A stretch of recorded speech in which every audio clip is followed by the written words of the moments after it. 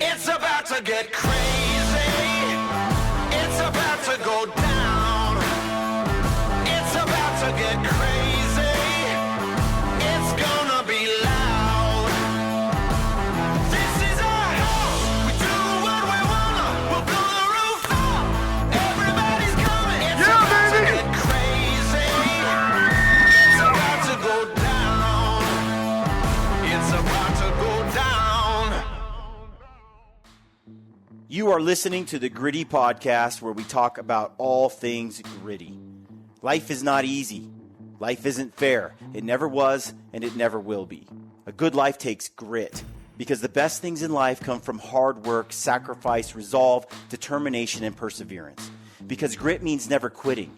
It means coming back time and time again until you succeed. So on this show, we talk hunting, we talk outdoors, we talk conservation, we talk family and life. We talk fitness, and we talk strength, strength of body, strength of mind, and strength of character. Prioritize who you are and who you want to be. Get gritty, because life isn't fair, and a little grit can make all the difference. 'Cause I'm shameless. Man, the clown is singing. The clown is singing. Why do I gotta be the clown? I can't. I feel like I should have a name at least. Rocket. Thank you. Is that okay if we use Rocket? That's all anybody else uses. Okay. We'll go with Rocket. I don't know that anybody even knows my real first name. So, folks, welcome to the Gritty Podcast. We are in Montana at we're near Yellowstone. Yeah, That's a good, Yellowstone. The Canyon of No Name. we don't want to get too specific. Giving away everybody's secrets.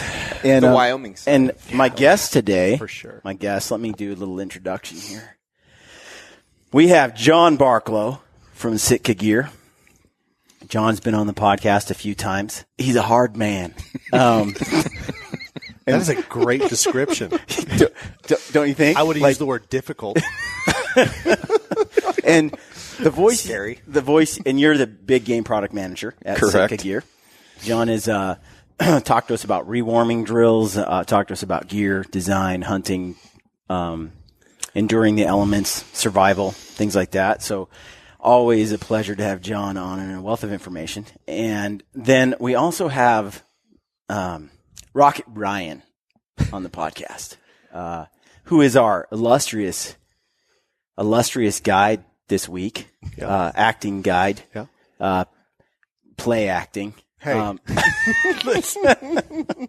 No, we're at Trophies West here in Montana. And how long have you been here? I've been guiding for Craig here at Trophies. So I think it's the 11th or 12th year. So were you here before Sean DeGray from No, Total Archery no, Challenge? Sean's like OG, triple OG, Trophies West guide. Dude, Sean DeGray has his fingers in everything. Yeah, he does. He's got more than 10 He's fingers. the D and DC outfitters with Ryan Carter. He's Trophies West OG guy. OG.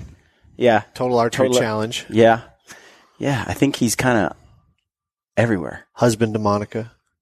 Yeah. Gets around. He does. Well, not on Husband. Monica. Well, I that was a didn't poor thought- choice of time to say that. Or was it? And we have with us Ryan Bassham. Like, just think of fish and pork. Correct. And you've got it. Now I'm As hungry. redneck as you can make it. Bass ham. Bassham. And we'd established that name was German Correct. or French. Oh, Or was geez. it? Oh, there gosh. could have been a little bit of Japanese. I don't know. I mean, Oh, geez. it's confusing as you go back through the lineage Yeah. And Ryan, you're with Sitka Gear as well. as well. And what is your official? So I'm the category marketer for waterfowl. Okay. In the interim, since our little buddy is no longer with us, I'm also helping John on the big game side. Nice. And by little buddy, you mean the The one and the only. The human pincushion. the Valkyrie, the Valkyrie pincushion. You know that guy? The Valkyrie test subject. The country singing, bleeding David Brinker. That's the one. Yeah, we miss David. we do. Love that guy. So we're here in mule deer camp, hunting mule deer. And not only, I want to finish this introduction of Rocket Ryan. It sounds like a triple X No. No, don't. name like Don't go there. You could go there. He could. You could. He could. There's a lot of places He he could kind of go. already. He did. It's already kind of done, actually. Cat's out of the bag, guys. This is the first. Just a Actually, working man. the reality trying is- to get through college. The reality is Rocket Ryan is a rodeo clown. That's not. That's for real, huh? That's for real. and just so happens that John Barklow does not like clowns. No, it's been awkward. Yeah. He did choose to ride shotgun all week, though. And sit as close to the clown as possible. baby I wanted to make sure I knew where your hands were at all times. It wasn't my hand on my knee. I'm just, Yeah, we had some interesting conversations. I didn't. I wondered what the life of a rodeo clown was like. okay. And so it's been It's been fascinating, really. Yeah. Illuminating. I can't say I've ever met one before, so yeah. Good. I'm glad I could be here for you. And you've done it for a long time. I have since the late 90s, so 20, 21 years. I just can't believe that profession predisposes for longevity, right? I mean, absolutely. right. Like, haven't you been stepped on? Yes. But that was just by my wife. That's different. do you have a padded barrel in your house? No. So Is that like your- run us through a my typical. safe space. Run us through a typical. You go out into the rodeo arena, and the bull just bucks off a rider. Is that Right. kind of how it goes? Sure. And then you're there, like rescuing the rider. No, now you're going to get me confused with the brave individuals, the bullfighters, which, it's younger Faster. versions, Which is younger, spry. You did at faster one point, versions. though. I did. I rode bulls and I fought bulls, neither of which all that well. The You have any broken bones? quickest way to find your niche in something is to do all the things that you suck at, and then eventually something will filter out of that. I feel like I've lived that my Yeah, life. that's how you become a podcast host. Right. I apologize. I love you, Brian. It's been a great week so far. But no, and I am the guy twofold. Entertainment being one. Mm-hmm. Obviously, I'm an introvert. Don't like people. Super shy. But I wear a microphone in the arena. Can keep the flow of everything going. Working with the great announcers of our business. One of which is a buddy of yours as well, Matt West. Just kind of keeping the flow going. But then during the bull riding, there are times when I have to move what is known as the clown barrel.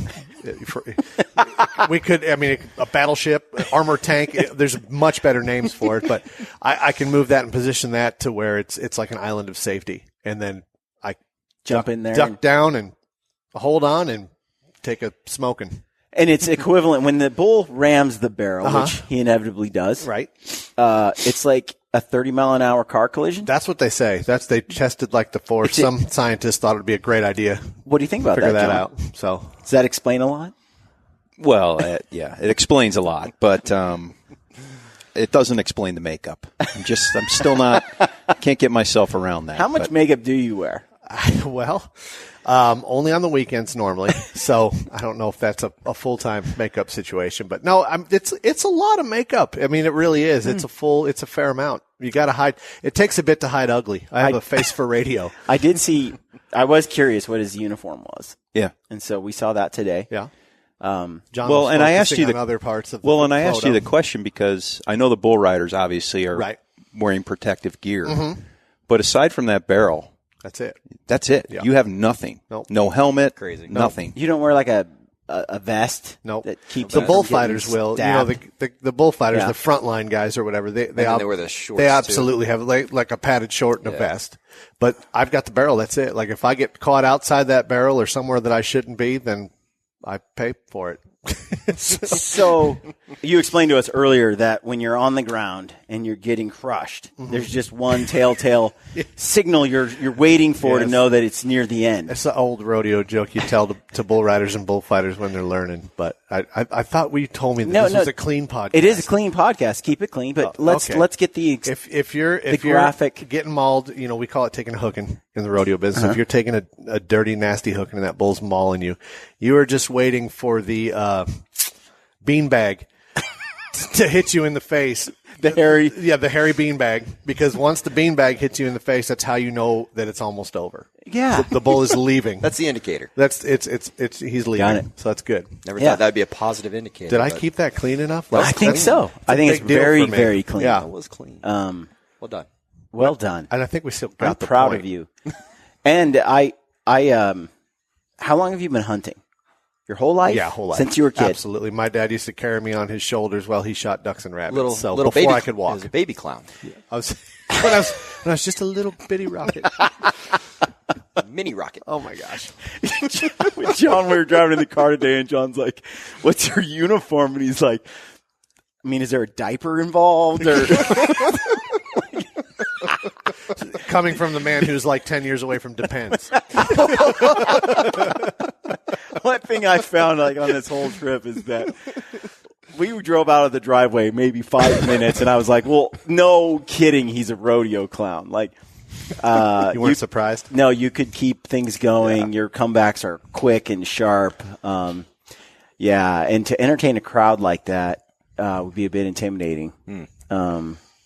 But it doesn't. It seems like you're just unfazed by it. It's my happy place. Yeah, and you say some pretty edgy things up there in front of like First Nations people and That was a great other Well, stuff. okay, that one dancing comment. But no, I am, and honestly, like you guys will laugh because here hunting, obviously, you know, guys hunting camp, the jokes are maybe not always family friendly, right? Because we're just a bunch of dudes. But Yeah. 20 years in the arena, I mean, I'm very well known for being clean, not being edgy, not, you know, family friendly, everything else, but outside of the arena, not family friendly. No. What I think is interesting though is that the rodeo crowd. What I like about that whole thing is they're not predisposed to being to the PC world that's out there. So Nope. you can we kinda, still pray at the beginning of every rodeo and sing the national anthem and are proud to be Americans and live in the freedoms that we enjoy, and no one's taking that away from the rodeo business, I promise you. Amen to Yeah. that. And we talked about getting all wearing helmets and things like that while you're riding. It's kind of like, well, yeah, you want to take some safety precautions, but at the same time, it's a lifestyle that is about risk. It's a choice. No one's forcing anybody to get on a bull. You make that choice, it's got inherent risk, and those You are accept decisions those risks. You exactly. You know what could happen, and you accept that. Like you might die. That's why I wonder, like, why do people do it?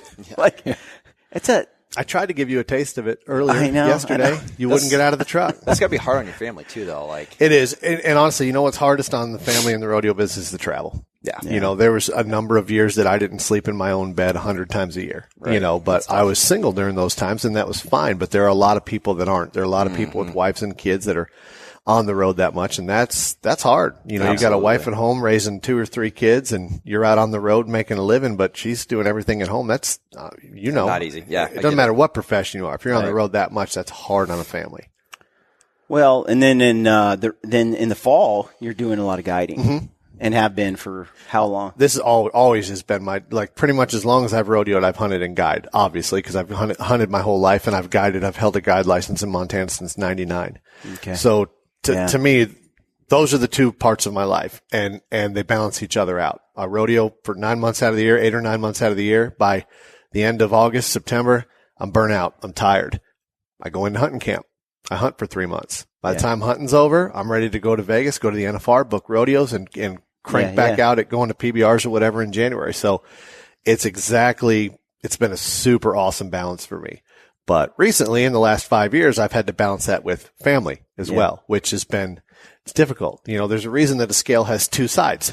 You can balance 2 things pretty easily. It's not easy to balance 3 things. Yeah. So it's been a challenge, but this is the one part of my life, you know, and I know most of your listeners are hunters and probably not rodeo people, but this is the part of my life that is the most important. If something had to go, it would be rodeo. For years afforded me to hunt as much as I wanted to. Right. There's a reason behind that. I love rodeo and I love the lifestyle of rodeo, but I'm a hunter. First and foremost, always. That's who I am, deeply ingrained in me from the time I was born.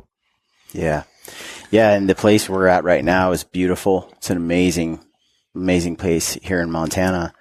And we're after mule deer, but this area where you guys are at, it's a lot of ag fields, a lot of land out here, farm country. Spent some time with one of the old dudes out here. He's a great guy, hunting his property. And you're really into the elk. Yeah, I'm an elk nut. You got some big bulls out this way. Man, the new world record archery bull came from not far from here. Yeah. The top 3 or 4 in the state, both of Chuck Adams' 2 records, they came from right here. Like as in right here. So we've killed, a number of bulls over 400. We've chased bulls over 400 each year. Obviously, that's not a plug like, come out with us, you'll kill 400, because that's a very dangerous thing to throw out there. But giants, and it's fun. Here. But it's a trophy area. It's a special draw area, and it's a lot of private land. And that's why the elk have gotten to be that way. Montana manages it that way. Mm-hmm. Yeah. The mule deer are nothing to shake a stick at either. We've seen some giants, and that's been fun to get on those. And I blew an opportunity yesterday. Let's just put it on the table right now, and let's walk away from it. So, John, like he didn't. So mean. What I want to do is I wanted to ask you, because we're out here, we're with the Sitka team, we're at Trophies West, and we came out here to do some hunting together, but also to use some of the new gear. And I wanted to take the opportunity while we're here in camp to talk to you about that system. And what we're talking about is the new Sitka Apex. The Apex system, yeah. So tell us about that system, because we're all using it, and I have some comments to add, but go ahead and give us a background on that. Yeah, so the intent of the Apex was to be the quietest big game system that we offer. So we started, it's hard for me to remember, let's just say 3 years ago, kind of coming in and going, okay, how can we make a system that's quiet, acceptably quiet for the spot and stalk archery hunter, really, because that's, you're talking really close engagement ranges. We already had the pattern because we were developing subalpine, so we had the opportunity. But we also had to balance that with durability and then the performance. So we know our consumers value the durability that Sitka provides. I could glue cotton balls to a T-shirt, but real quiet. It'd be really quiet, but it's not going to be durable. And then it's not going to be performance oriented. It's not going to move moisture. It's not going to dry. All those things we wanted to do, right? Mm-hmm. And so it took us a while. And really what we ended up doing was we had to go and basically develop our own fabric, our own textile. And so we developed one that we put in the pants and mapped into the hoodie, and then we went and found a new wool supplier, so that the hoodie also has a mid-weight 230 gram merino nylon wool combo, because wool's quiet, cuts down on some stink. The nylon adds durability. The merino allows that performance that we were looking for. So just did some things we'd never done before. And then we didn't just stop at the hoodie and the pant, but we also made a pack, because I felt that to kind of round that system out, we needed a pack that somebody could crawl in on an animal with, have all the calls, rangefinders, whatever they may want, but still have all the features for the spot and stalk hunter in a quiet package. So, and how did you come up with the pack? Like, why is it designed the way it's designed?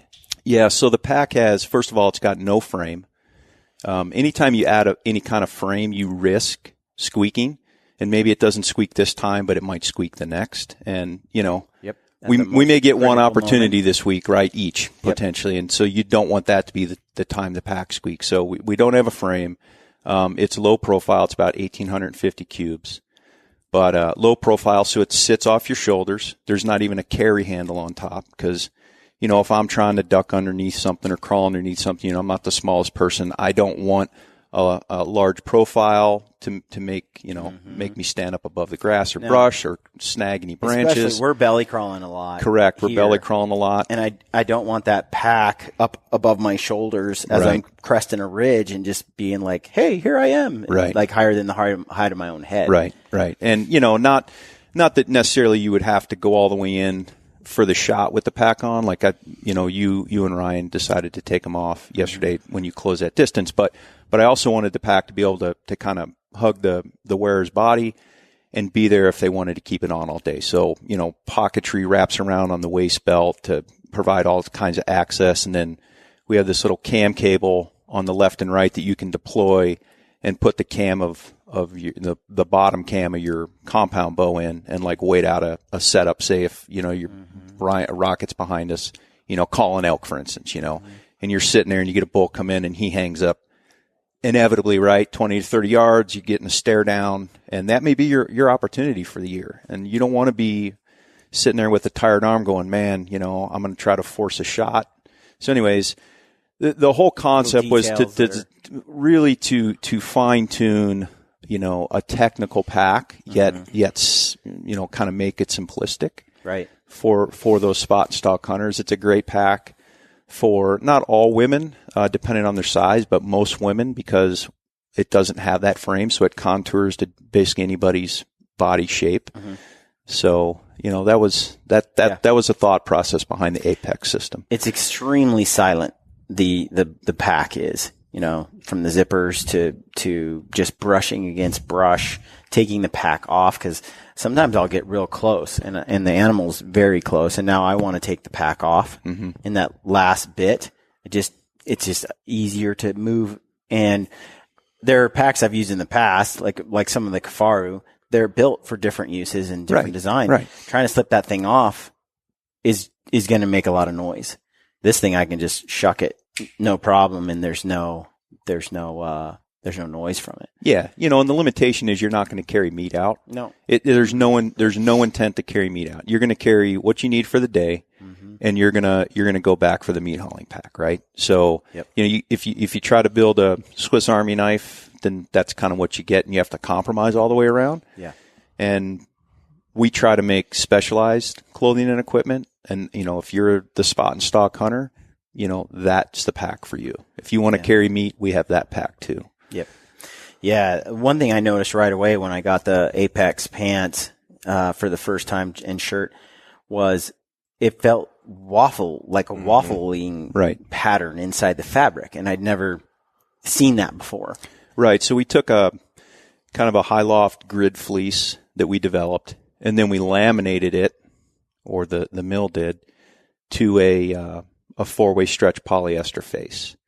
So we kind of combined these packages, and we went through many iterations. And what I was seeking was a little bit of warmth, say for a morning like this morning, but in a package that breathed and promoted good airflow. So the grid fleece does a couple things. One, it provides that little bit of insulation, so perfect for September, October days. Some of us have even used it a little bit for antelope. But those dots or that grid fleece sits it off your skin. And so because it's not in direct contact with your skin, it also promotes good airflow. Yeah. So, we felt we got a pretty good compromise of performance that we were looking for there. It feels good. Yeah, it's awesome. It feels good on the skin. No, it's one of those like pajamas. I was about to say, it's like you were going to say that, weren't you? Ninja pajama hunting system that you can wear. A ninja pajama. You like that, huh? I like that. That's Clowns like that kind of stuff. How did we get there? So the pants have the knee pads that we're kind of known for. Those are removable. The hoodie has, as the name implies, a hood, kind of our built-in face mask. Mm-hmm. That's so integral for closing those last couple yards. A kangaroo pocket on the chest that zips, but you can stuff a lot in that kangaroo pocket if you'd like, and it's positioned high enough you can still have the waist belt of your pack on. But then there's 2 subdivided pockets out of mesh inside of that. So if people want to run, diaphragm calls or wind check or camo paint or a rangefinder, whatever, mm-hmm. They have that option without a bunch of stuff rattling around. And then the last one, that I pulled over from some military uniforms we had is elbow pads.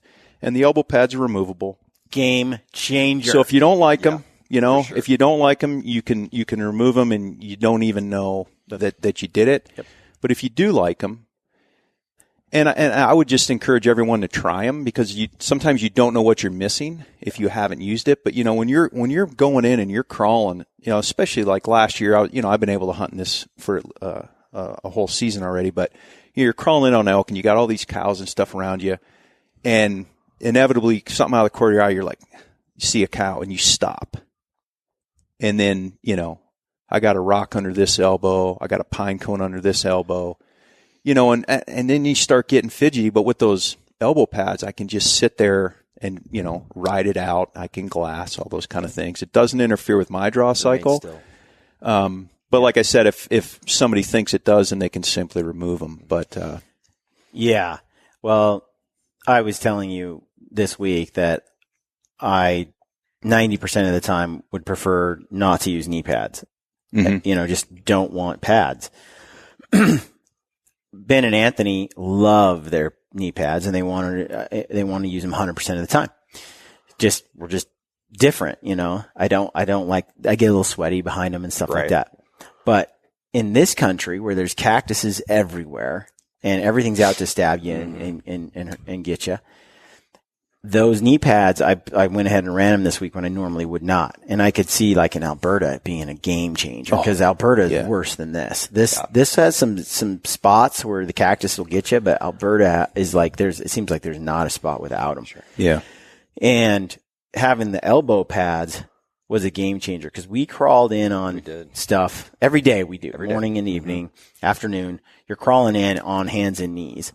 And having those knee pads and elbow pads are you just move in without any hesitation. Yeah. Exactly. Yeah. And, you guys haven't seen it. We haven't really talked about it, but, I'm running some kind of prototype elbow pads and knee pads. Like, I'm always trying stuff and, just trying to see, if we can make it better, because obviously you're going to sweat a little bit wearing knee pads, and, depending on the environment you're in, that's not such a good thing. So, we're trying some things, always trying to fine tune, make things better. So I think we found a pretty good, we're getting there on some stuff, but yeah.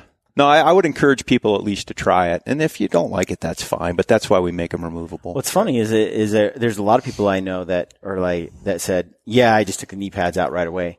And then for some reason they were on some hunt and they wore the pads for like a week, like in their timberline pant. Right. And they're like, I never go without them. They never took them out. It's like now, but when for the first day or two, I'm like, nah, I can't get used to this. But then you wear it for a week and you're like, no, I love this. It's easy to get used to them. And then once you do, it's kind of like, oh man, it's hard to go back. Yeah. But if I'm going to hike, let's just say I'm going to hike 8 miles in with you, and go set up a spike camp. I'm probably not going to run the knee pads for the hike in. And then once I get there, okay, we're going to go into hunt mode. Then I'll go ahead and put them in. And honestly, living in and out of small backpacking tents and things like that, you're crawling in and out on your knees, or there's sno on the ground. It's just a nice thing to have. I liked them third season last year in the snow. We were hitting the knees a lot and in the timberline pant, and it was very nice. So you designed this Sitka system, and the one thing I wanted to mention, I've been a big fan of the Ascent pant for a long time. They're comfortable. Yeah. They breathe well, and I feel like I'm sort of naked when I wear them, and that's very exhilarating. Come on, Rocket. I'm leaving it alone. I feel like he's holding back. And I don't feel like he should hold back. He just needs to let it rip. I'm starting to feel bad about myself, like that I was really picking on everybody, and so I'm turning over a new leaf. I'm trying to be a kinder, gentler soul. How long is it going to last? A kinder clown? About as long as it's going to last before Barklow has his next rant. Yes. Yes, I can feel it coming. No, but I wanted to mention that, like, the pant, as we were closing the distance here, and it's really dry. You say it's wet, but it's like walking on, crunchy cornflakes. Yeah. And even through the grass, as you're walking through the grass, the pants rubbing on the grass, the Ascent pant make a little bit of noise. Yep. And you think, it's just so minor, it doesn't matter. But when you're within 30 or 40 yards of a deer, and it's uncannily, dead silent, you're going to get busted. Yeah. You're going to get picked off. And so wore those a couple days, and then wore the Apex, and comparing the two. The Apex breathe very well, similarly, but they feel sort of like a pair of pajamas, and they're very quiet. Like we did that stalk yesterday, Ryan and I, and I could just move in. And the previous day I had been wearing the Ascent, and it was like, man, there's a bunch of bush. I had to step around the bushes so that my pants wouldn't scratch. on that bush. Yep. Yesterday, I just moved through them. Exactly. You can move more deliberately with that particular fabric textile just because of South Cox could probably stop taking his pants off for those final stocks if he wore something like. Not so aware that was a South, thing. apparently it is. and he's checked in, and I don't think I'm sharing anything that he already hasn't. But he's killed 2 deer already this year, 2 nice muleys, and he's pretty sure he's running the Apex this year. But the Ascent pant, the new Ascent pant, is going to be more durable, and it's definitely going to be a nicer pant during really hot weather. So it depends what the person values. If quiet is the number one thing you value, then the Apex is going to be it. If you want that lightweight pant, really quite durable. I mean, the Ascent pant's been on several Cape Buffalo hunts and done exceptionally well. Going through all those thorns and stuff like that. It's going to be a better pant. So, I don't intentionally try to make the big game line complicated. I've been told that I do. In my mind, it seems crystal clear, but just trying to give people options. Because us as hunters, we're very particular about our gear. Be it the weapon, the pack, our footwear, whatever it is, and to include our clothes and our system. One or two pants isn't going to take care of a worldwide pursuit we call big game hunting. Right. Yeah. So we want to, provide options. Yeah. So one thing I'm curious about is, let's say it's September 15th, and you're getting a lot of frost and wet grass in the ground in the morning. It burns off in the afternoon, and you're walking along. You got your boots in your Apex, and you're wet from the knees down, right? Yep. I already know how the Ascent pant perform in those situations, and I'm not a big fan of gaiters. In Snyder and I go back and forth on this. He loves them. I don't like gaiters. I'd rather just go without. I'd rather get a little wet and wear a pair of pants that dries out quick. Yeah. And with the Ascent pant, they do. I just get a little wet and it's dry like moments later. It doesn't wick moisture down my sock or into my boot at all. It just kind of keeps it off to the side. And curious how the Apex will compare to that. So the Apex dries just about equally as well or equally as fast, but I would say that the Apex is going to absorb a little bit more water just because of that grid fleece on the back. I like to run a little pair, if I need to, but I run like a little pair of Ascent gaiters or something like that. If you do get that capillary action or that wicking on the pant, as long as it doesn't touch your sock, it's not going to get inside your boot. So, I might do that, but honestly, there's a DWR on the pants. Yeah. So, the intent was you would choose to wear just that pant and not rain pants to go through dewy grass, understanding you're going to get, wet in some regard, but that when you say it burns off, you're going to dry out. Okay. Yeah. Do you wear your Ascent gaiter, for example, underneath your pants? Yeah. Not over. Yeah. So you can wear them a couple different ways, but what I want to do is cover the top of my boot and my sock.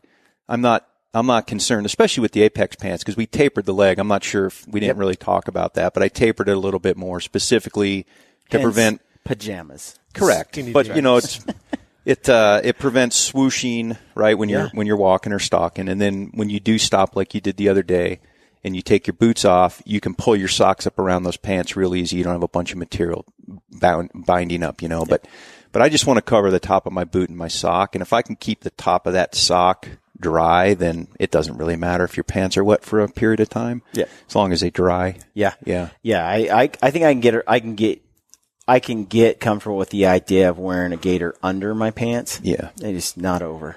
No. And it seems, and because they dry so quick, like I said, I don't really get too much moisture wicking down my boot, but in some conditions, it would be nice to have a gaiter under there just to make sure. Yeah.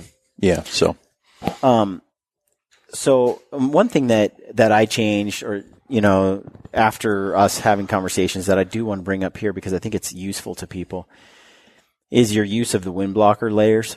You talked to me a while ago, and some people heard this, and it might be a repeat for them, but describe, the way the wind blocker layer works and why you wear it like close to the skin opposed to just on the very outside of your kit. Yeah. So, Windstopper, Gore Windstopper is a technology we use. And I think it's, I mean, even though it's intuitive, okay, it blocks wind, it stops wind. I think it's a little bit misunderstood. But it does cut down on wind. And so it's breathable. It's not a Gore-Tex. They're very, different laminates, but it cuts down on the wind. It allows you to breathe, but cutting down on the wind cuts down on convective heat loss. So that's, wind blowing across your body, especially if you're sweaty, it strips heat away. Just a thin, light Windstopper layer adds tremendous warmth because the wind's not stripping your body heat away. At really a minimal cost in weight and bulk. So the mountain jacket would be a great example, or the mountain vest would be another great example. We've had the Jetstream jacket forever. I think it's 8 years this year. Yeah.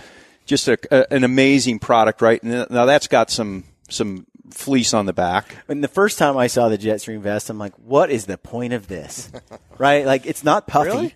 It's not puffy, right? It's not a jacket that covers your arms. Right. It's like, what is this going to do?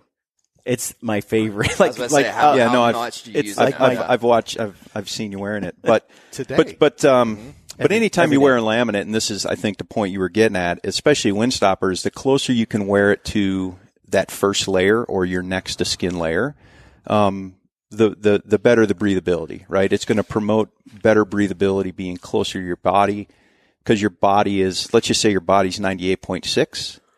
And you're creating this little warm, moist microclimate between your skin and those layers. And hopefully the exterior temperature is not 98.6. So, that's going to promote moisture movement to the outside. And so the closer you get it to that 98.6, the easier it's going to be to move that moisture. Now, that you should not put it directly on top of your skin. But anyway, so I do that. So for instance, last year in Alberta, I think it was a week before you guys were up there, my wife and I were up there hunting mule deer, and it was challenging conditions for sure. It was cold, it was windy, it snowed at times, and I'm wearing the Apex because you got to crawl in on these bucks, and you have to crawl in a long way a lot of times.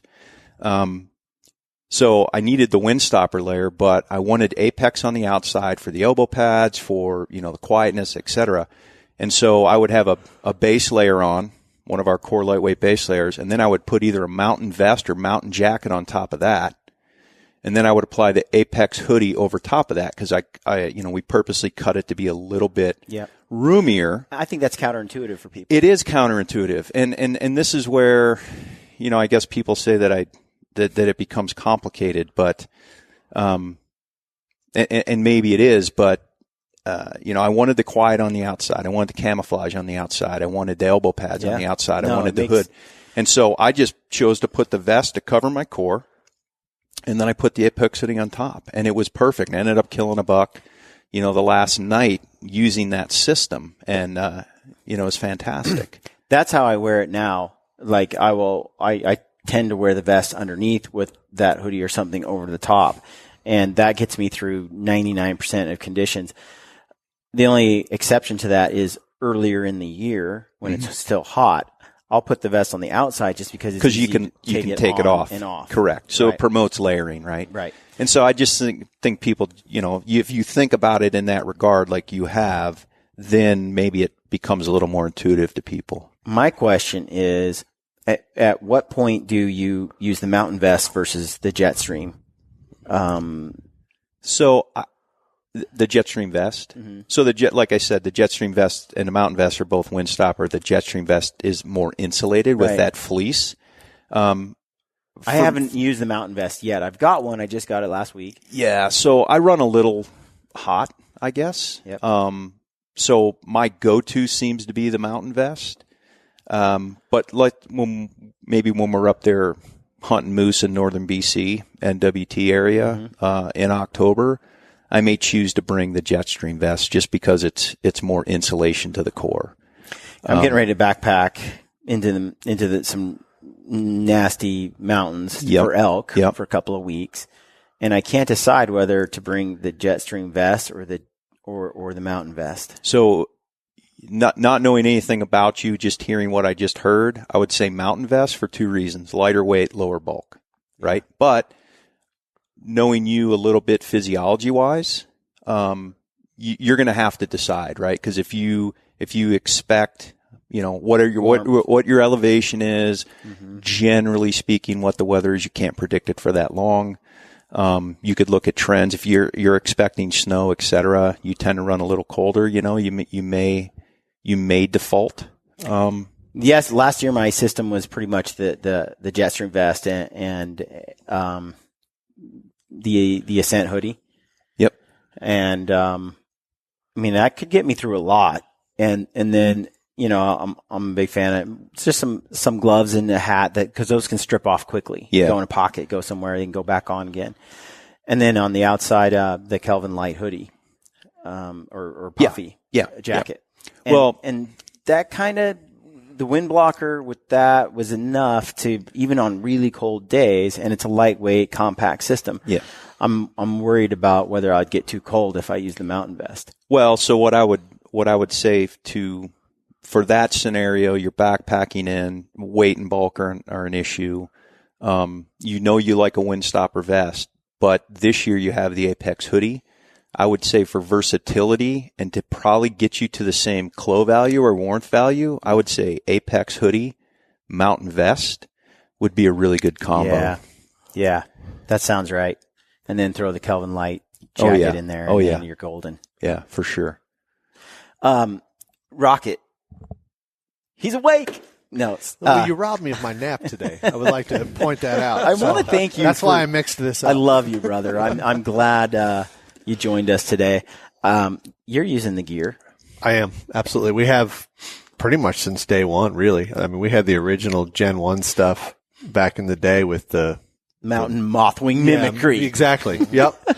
My question is, you're using the Apex. This is a small statistical group here. Yeah. But I am curious, what your thoughts are, having used, previous setups and systems. Like, what's your thoughts? I like it so far, and we're running it, because of these guys being here. Like, I'm using it where I'm kind of I don't know, I'm like a girl. I usually don't wear the same thing twice. Like I'm doing this and that, but I've run it every day, every morning and every night here this week, you know what I mean? Just to give it an honest try with these guys here. And I like it. I really like always been a Merino fan, but I think that just straight Merino top to bottom, I wasn't a fan. Like I like the mixture. I like the way they've put it together. Yeah. And I'm the same as you, man. I hated knee pads. The knee pads came out of my Timberline pants before I even put them on, right? I've run the knee pads, and I don't like to admit that I'm wrong. I've only ever been wrong one time in my life, but you're not wrong. You're just evolving your position. Ooh, I'm evolving, right? So yes, I like that. That's good. But I love the knee pads, and like you said, we're doing a lot of crawling to the top of ridges, peeking over, glassing for deer. We're on our knees a lot, so it's been great. And I'm a hood fan. Yeah. I want a hood. I think we all everything. Are. Yeah, I won't leave. I don't care if it's 90 during antelope season or 20 below during deer season. I want a hood, because when you're glassing or sitting, you'll throw it up, throw it down. It's easy on and off, and it changes your core value, everything. Just with one simple up or down. So you like costumes? It's kind of ninja-ish. Well, it reminds me of wearing a cape, and I am a superhero. So a sub-alpine Rocket Man. Actually, when are you going to design me a subalpine superhero cape? That's what I would like. When you start treating me nice. I think a cape that's camouflage that wraps around, and you can hunker down. Hide from the bull. It reminds me of like a Lord of the Rings invisibility cloak. That would be interesting. That would be. That bull's running at you, just throw a subalpine. That's right. Cloak totally up. Fake him out. You know what would happen? He's either going to plow right into I'd be in a giant pile of and you just subalpine wouldn't know at that point. But I'm willing to let Brian try that out. Thanks, Rocket. Somebody's got to test Coming to an arena near you. So, Ryan Bassham, Yo. What are your thoughts on it? I really like it. So, last year I wore Ascent pants, core lightweight hoodie, or the Ascent shirt quite often. And I'm a bird nerd, so I was wearing that all during turkey season, spring bear, and then wore it a lot early last year hunting pronghorn and elk. And my one of the things I was a little worried about was, man, it's a little bit heavier weight. Like I run extremely hot. Like you guys have been layering Yes. up the whole time. I see think that. one time I've put on the Kelvin active jacket, but like I run hot. And so I was a little bit worried. Like I think yesterday I got to 87. I was like, whew, we'll see how this does. And I've been really pleasantly surprised with how breathable it is. Like it's for versatile. somebody like me that runs super hot in warm conditions, like it's been fantastic. And you can't beat those elbow pads. Like it's becoming one of my new favorite pieces to wear. So it's in the lineup now. Yeah.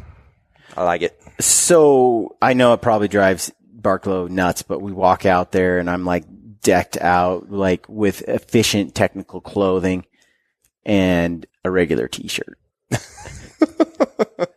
It hasn't gone unnoticed. I knew it wasn't going to go. Probably because the Sitka shirt that he has is not a schmedium, so his arms don't look as big in it. The one thing I told him, and I say this to everybody, is there's no wrong way to wear a Sitka system if it works for you, right? I mean, yes, match the camo, etc. But if it works for you, then it's really not wrong. There's one rule. It's a golden rule. You never break the golden rule. That is, never incorporate cotton into the system. Gotcha. Except if you're gritty. And then, that's what I was going to ask you. So you've got I just wear a t-shirt because it's convenient and I'm not in a hurry. And I know out here, we're not far from the road. Yeah, I'm not backpacking with this. No way in different scenario. This green earth, right? Yeah. You know, Backcountry. But what you were telling me about Merino that you've got? Yeah, I didn't know about that. Yeah, so this year, we've reset our Merino program for 2018. We have 3 weights of Merino. We've never had that. We've only had one. We have a lightweight, so 120 gram. We have a midweight. That's what's used in the Apex hoodie. That's 230. And then we have a heavyweight used currently in whitetail and waterfowl. That's 290 gram. And it's 17.5 micron. So what does that mean? The lower the micron, the finer the wool, the less scratchy it is, itchy it is. It's the way it's processed. So, 17.5 micron, I believe, is as good or fine of any merino wool being used anywhere in the technical space. I can't speak to, say, the fashion apparel. There might be something better. But, and then we took the 3 weights and we chose to blend them differently. Blend is just a generic term. Our lightweight has a nylon core or nylon thread that the merino wool is spun around, and then that's woven into the garment. And so what that does is 120 grams really lightweight. The nylon provides durability, and then it provides recoverability. So if you pull your sleeve, that it goes back, right? In the Apex, like I said, there's nylon on the outside, merino on the inside. So that provides durability, but it also provides all the natural stuff that you would love about merino. No stink, comfort, warm when, it's a little damp, etc. Yeah. And then the heavyweights, a polyester merino with polyester being on the inside, merino being on the outside. And you're like, okay, why did you do that? Well, when you start getting thicker merinos, you want to promote, like we talked about, you want to promote that breathability and that movement of moisture away from your skin to the outside. When you start getting to thicker layers, you need to do things to help to continue to promote that movement. So by putting basically a non-hydrophilic, I believe, material, polyester on the inside, it takes that moisture that hits the inside of that heavyweight garment and immediately pulls it away from you and pushes it to the merino so that it can disperse and then evaporate to the outside atmosphere quicker. So we really tried to be very strategic in what we chose and not just go, all right, we got new merino, we got 3 weights, let's just push it out there and call it good. So I think people will really enjoy it. I'm like, you and I have talked, and I've said this before, I like synthetics for what they do. I'm a real fan of this merino, like especially the lightweight. It's really, it would have been a perfect layer for you this week, and I didn't know you didn't have it, but that is something I'm going to latch onto because having that next to the skin merino layer, that's super lightweight. Yeah. That sounds very, very nice. Stuff. Yeah, Very and that comfortable. comes in boxers and then full-length bottoms as well. Because I start to smell pretty good when I'm wearing that next to skin synthetic, and it's light and it's tiny, and it seems like, because I think the polygiene, if I leave it alone overnight, it'll be pretty fresh the next day, but it can get overwhelmed in one single day. Sure. Yep. So I like that idea. So I'm gonna check that would be something, that would be a layer I'd strongly consider taking on your next Backpack. Your next hunt or elk. Yeah. You'll like the merino boxers. The merino boxers are like become like a everyday, not just hunting. Yeah. They're just awesome. No, I know a lot of people that have said that. Yeah. Are they camouflage? Can No. I get those? Dang it. No. Because, man, I could just hunt in those. Like, just the boxers. just and the something top. to hold the beanbag. As long as it's a medium Medium. and then my boots. I might recommend gaiters at that point, and possibly a cape. You look like an angry Is- gorilla are coming you- through the are- field. Great combo. Are you going to come out with a kilt anytime soon? I heard they're very versatile. Listen, it's the superhero cape first. Then he can work on Then your the kilt. Priority list. I feel like a kilt, I mean, although some reference it as a skirt, I feel like you can't deny the breathability of such a garment. Yeah. Are we on to something? I think I'll give you the breathability point. I'm not sure that you're onto something, but if I choose to do it, you're my second field tester. Second. Joel Turner being my first. My man loves kilts. Yeah. No, I think that would be interesting. Yeah, I Or a don't know if I can get on board loincloth. with that one. Loincloth. Banana hammock. And there we go. There it is. What? Rocket went there all that- the way. Yeah. All the way full. I'm Just waiting for it. I'm driving the bus, boys. Sorry. Well, I want to thank you for coming on the podcast today and sharing, dropping that knowledge. Is there anything, any parting information, advice, knowledge, pearls of wisdom you would like to leave the listeners with?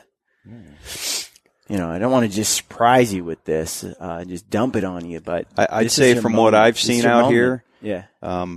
if you're looking for big mule deer and big elk, you should definitely consider Trophies West because, Absolutely. Second that, yeah. Well, thank you guys. yeah, Absolutely. I mean, I live here in the state, and obviously, he already talked about it. You don't normally have access to some of these areas, but it is world class hunting. It's and the facility is pretty world class as well. Food. The food has been fantastic. Yeah. No one said anything about the guides yet. Like, I just feel a little left out. I thought it was implied. Yeah. Or like the people, Hey, the the Guide, camaraderie, all the those nice things, friendship, the guide has made that the experience. fellowship. I mean, there's other Folks, words that you could use. It's not every day that you can hunt with a rodeo clown. That's No. true. That's not. actually It's very- But right here, included in Trophies the West, price. you can make it I happen. It's not extra. It's not an upcharge. I did feel a little peer pressure to get out and slap a bull on the rump. And I told you how to survive that. You did. Did. Yeah. Slap it on the Technical butt and run in circles. It just seemed like it was like a little too setup. simple. Yeah.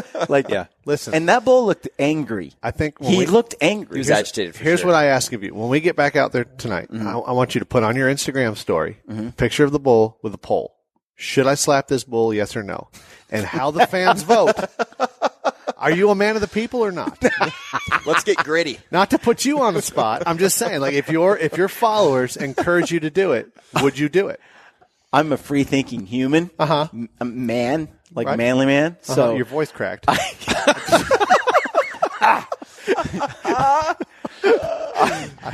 yeah, I'm not really interested in Peer pressure? Peer pressure. Would No. there be any way, as a current rodeo clown and big game guide, is there any way that you could take him out there and help him with this experience, like or has teach him? got Do to an be a solo? instructional video. No, not like, or does it have to be a solo event? Like, Brian, you have to walk 200 yards out into this bull I think pasture. the rite of passage ensures that it's a solo event first. Now, after, when we see the results of this event, I can teach him some things. After the beanbag, if I feel like he needs it. After the beanbag crosses across my face, When you hear Barklow going, it's almost over. then the instruction will ensue. I don't know about you, but I've been coming back and Googling rodeo clowns, like watching YouTube. No, things. I don't like clowns. Yeah, that's been I can't even established. imagine some of the things that have popped up. There's some crazy stuff. There's some dude though that's wearing like this, like denim overall cut off knee thing. I see it floating across Instagram. Okay. He looks kind of cool and legendary-ish. Really? Yeah. His name was not Rocket Ryan, but I mean, Imagine that. it's like somebody famous, I'm sure, in your circles in your world. Oh, my God. He's Googling rodeo clowns. Like, I thought he was doing real work on his computer. I thought he was I told editing. you today, I asked you, have you ever jumped over a bull? Because I saw this one dude do that. And I thought, well, that was cool.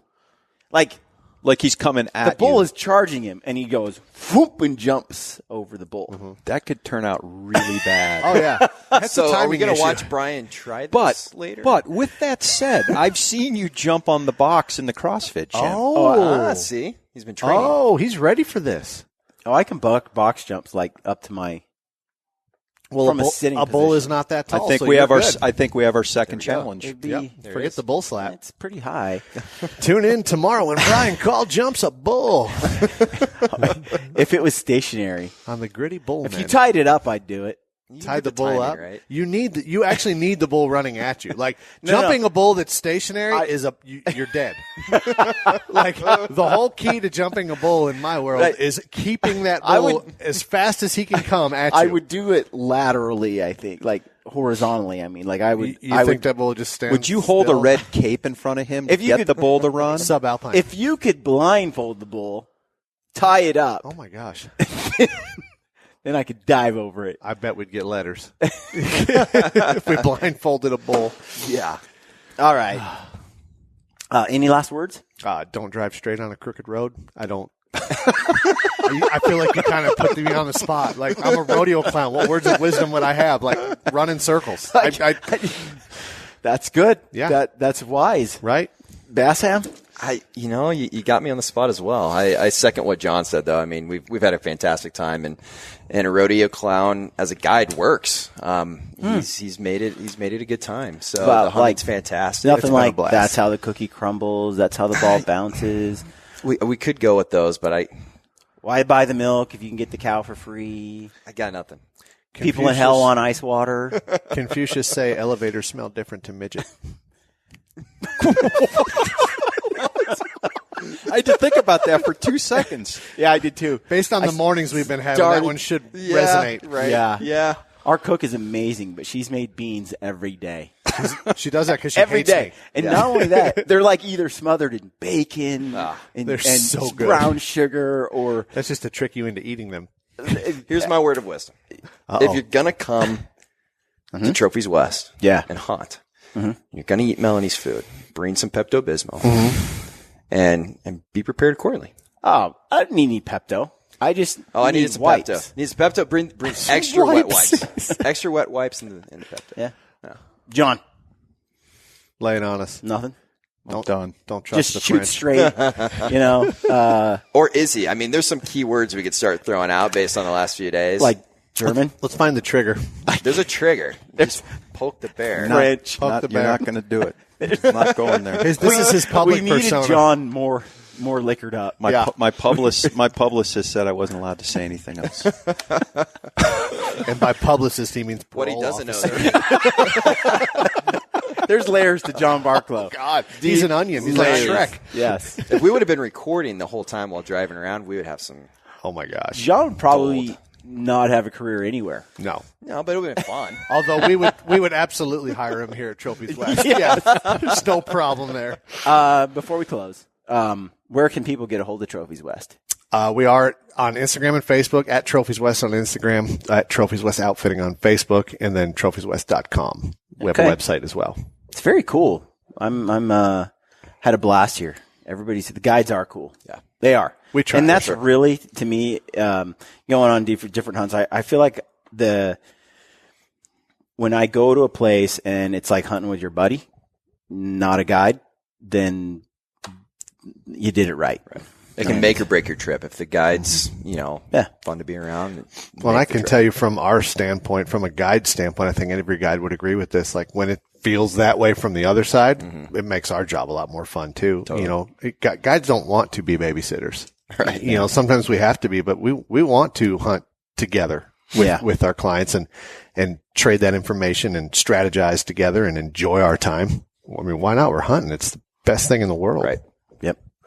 All right, folks. Thanks for tuning in to the Gritty Podcast. Stay gritty.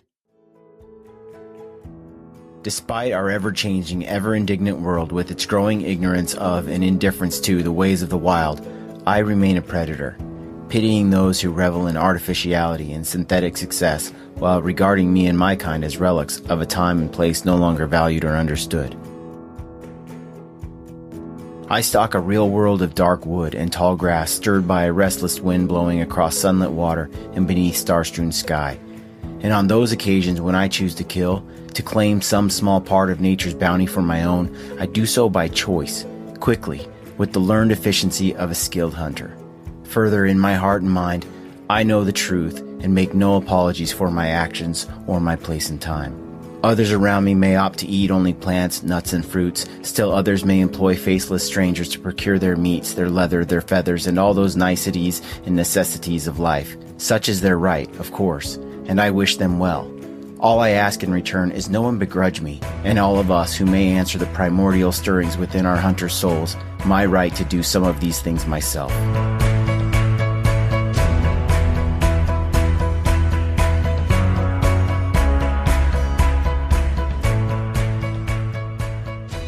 What you just heard is a quote from M.R. James.